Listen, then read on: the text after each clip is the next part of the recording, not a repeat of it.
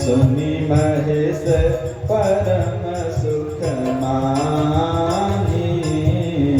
सुनि महेश परम सुख मानी।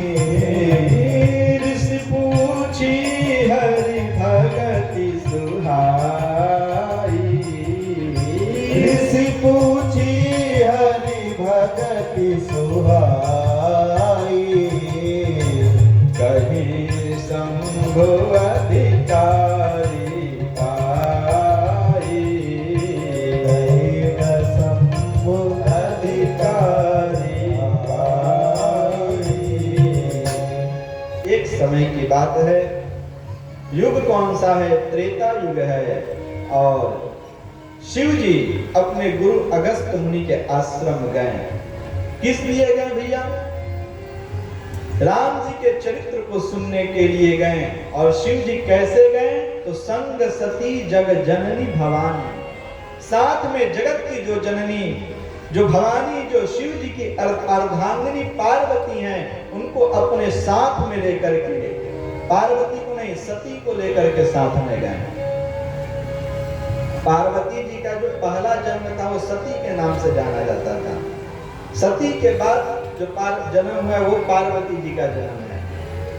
शिव जी किसके साथ में गए? संग सती जग जननी भवानी, सती के साथ में शिव जी गए हैं। कहने का तात्पर्य है, इससे शिक्षा प्राप्त होती है कि कभी अपने गुरु के घर जाइए तो अकेले मत जाइए, कभी भी सत्संग में जाइए तो अकेले मत जाइए, कभी भी भगवान का पूजन करने जाइए तो अकेले मत जाइए।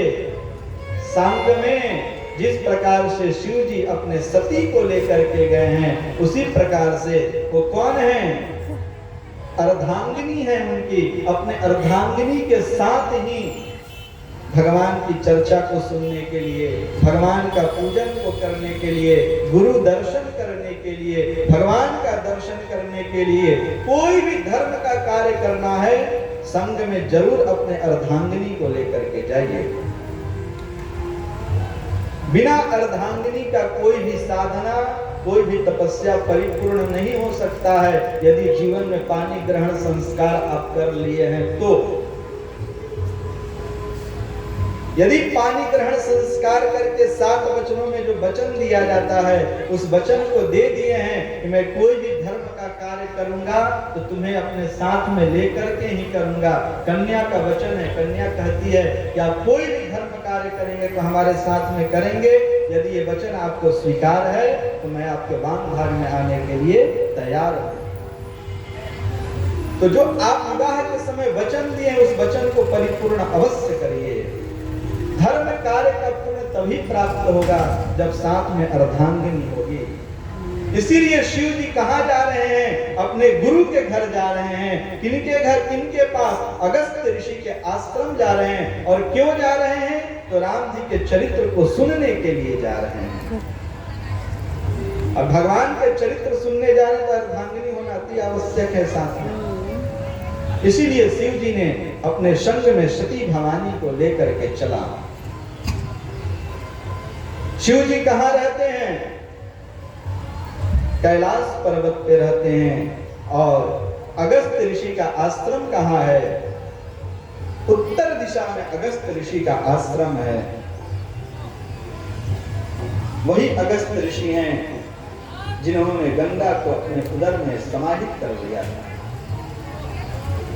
ये कौन है? शिव जी के गुरु हैं। जब भी जीवन में संशय उत्पन्न हो, जब भी जीवन में कष्ट उत्पन्न हो, तो ध्यान होना चाहिए, इस चरित्र से सीखना चाहिए कि व्यक्ति को इधर उधर नहीं भटक करके सीधे अपने गुरु के पास जाना चाहिए। क्योंकि जीवन में यदि संकट समाप्त होगा, जीवन का यदि संशय समाप्त करना है तो एक ही मार्ग है, वो केवल गुरु। वो मनुष्य हो चाहे कोई भी हो, यहाँ जब भगवान को गुरु के शरण में जाना पड़ा है तो मनुष्य किस खेत की मूली है भैया? जब भी परमात्मा को जानने की इच्छा हो, जब भी परमात्मा को समझने की इच्छा हो,